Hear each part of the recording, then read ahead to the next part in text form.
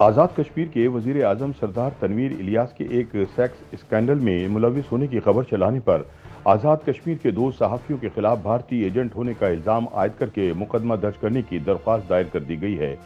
جن دو صحافیوں کے خلاف کیس درج کرنے کی درخواست دی گئی ہے، ان میں روزنامہ جدوجہد کے مدیر حارث قدیر اور آصف اشرف شامل ہیں۔ ایف آئی آر کے لیے دی گئی درخواست میں تحریک انصاف اور دیگر سیاسی جماعتوں کے 13 کارکنوں اور رہنماؤں کے خلاف کیس درج کرنے کی استدعا کرتے ہوئے انہیں بھارتی خفیہ ایجنسی را کا ایجنٹ قرار دیا گیا ہے۔ راولاکوٹ تھانے میں یہ درخواست تحریک جوانان کشمیر نامی ایک جماعت کی جانب سے دائر کی گئی ہے۔ اس جماعت کے سربراہ عرفان اشرف نے آزاد کشمیر کے پچھلے الیکشن میں حصہ لیتے ہوئے 5000 سے زائد ووٹ حاصل کیے تھے۔ بعد ازاں عرفان اشرف تحریک انصاف کی حکومت میں ثوابدیدی عہدے پر فائز ہوئے اور حالیہ تحریک عدم اعتماد کی منظوری کے بعد انہیں وزیر اعظم سردار تنویر الیاس کا ترجمان مقرر کرنے کے لیے ایک خصوصی عہدہ تشکیل دیا گیا تھا۔ دلچسپ بات یہ ہے کہ اب وزیر اعظم آزاد کشمیر کا اسی عرفان اشرف کے ساتھ مبینہ سیکس اسکینڈل سامنے آیا ہے۔ سردار تنویر الیاس کی جانب سے رات گئے اپنے بیڈ روم میں ایک نامعلوم شخص کے گھسنے اور فرار کے دعوے کے بعد وزیر اعظم ہاؤس کی سیکیورٹی پر تو سوالات اٹھ ہی رہے ہیں، لیکن سردار تنویر کی ذات کے حوالے سے بھی سوالات کیے جا رہے ہیں۔ جن صحافیوں کے خلاف غداری کی ایف آئی آر درج کی گئی ہے، انہوں نے یہ خبر بریک کی تھی کہ وزیر اعظم اپنے ترجمان کے ساتھ ایک رات نازیبا حالت میں پائے گئے اور اس واقعے کی ویڈیو ایک سیکیورٹی گارڈ نے چھپ کر بنا لی تھی۔ چنانچہ سیکیورٹی سٹاف کے خلاف سخت ایکشن لینے کے لیے یہ کہانی گھڑی گئی کہ وزیر اعظم پر حملے کی غرض سے کوئی نامعلوم شخص رات گئے ان کے بیڈ روم میں گھس آیا تھا۔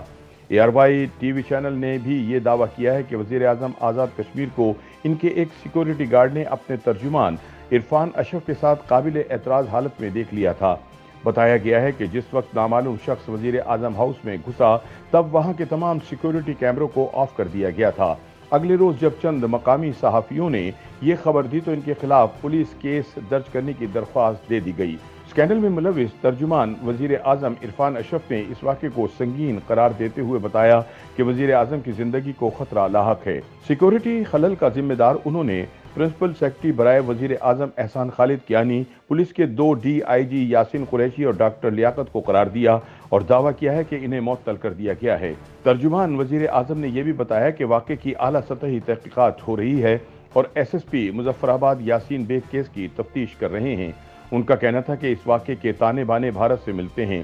انہوں نے کہا کہ جلد راولاکوٹ سے گرفتاریاں ہوں گی اور حقائق سامنے آ جائیں گے۔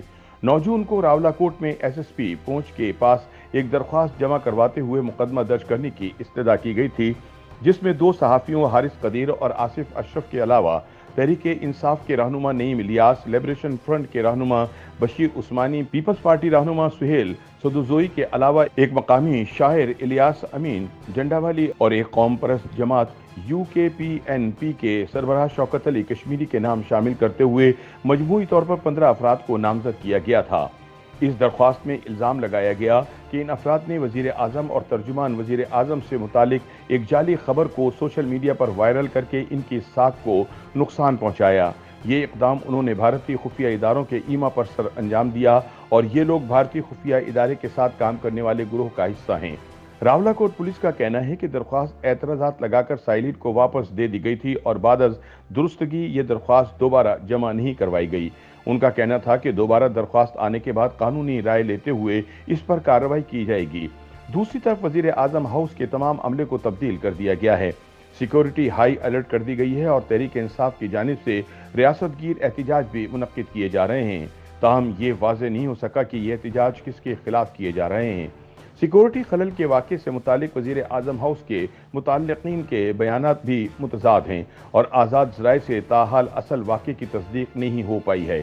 ترجمان وزیر اعظم کی جانب سے یہ بتایا گیا کہ وزیر اعظم ہاؤس کے سی سی ٹی وی کیمرے اس وقت بند تھے اور خوابگاہ میں داخل ہونے والا شخص اہم راز چوری کرنا چاہتا تھا۔ ایک موقع پر انہوں نے کہا کہ شاید وہ وزیر اعظم کو قتل کرنے کی غرض سے آیا تھا۔ پہلے یہ بیان دیا گیا کہ وزیر اعظم ہاؤس کے عقبی دروازے پر سیکیورٹی موجود نہیں ہوتی۔ ساتھ ہی انہوں نے یہ بھی کہا کہ خوابگاہ میں داخل ہونے والا شخص وزیر اعظم ہاؤس کے اندر سے ہی تھا اور اس کے ہینڈلرز راولاکوٹ میں موجود تھے۔ تاہم سی سی ٹی وی کیمروں کی بندش کے حوالے سے انکوائری کی بابت وہ کوئی جواب نہیں دے سکے۔ اس معاملے پر وزیر اعظم کے پریس سیکرٹری سید خالد گردیزی نے کسی بھی قسم کا موقف دینے سے انکار کر دیا۔ ان کا کہنا تھا کہ اس معاملے پر صرف ترجمان وزیر اعظم ہی موقف دے سکتے ہیں۔ وزیر اعظم ہاؤس کے ایک اہلکار نے نام ظاہر نہ کرنے کی شرط پر بتایا کہ گزشتہ دنوں سے وزیر اعظم اپنی سیکیورٹی پر ذاتی محافظوں کو رکھنا چاہتے تھے اور سرکاری محافظوں کو ہٹانا چاہتے تھے، تاہم پرنسپل سیکرٹری اور پولیس افسران رکاوٹیں کھڑی کر رہے تھے۔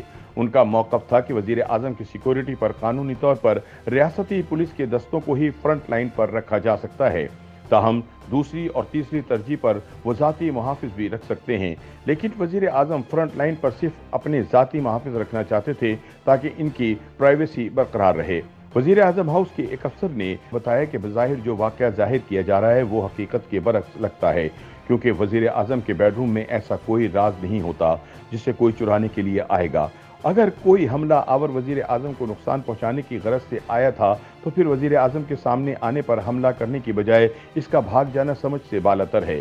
اس لیے یقین سے کچھ نہیں کہا جا سکتا کہ سچ کیا ہے۔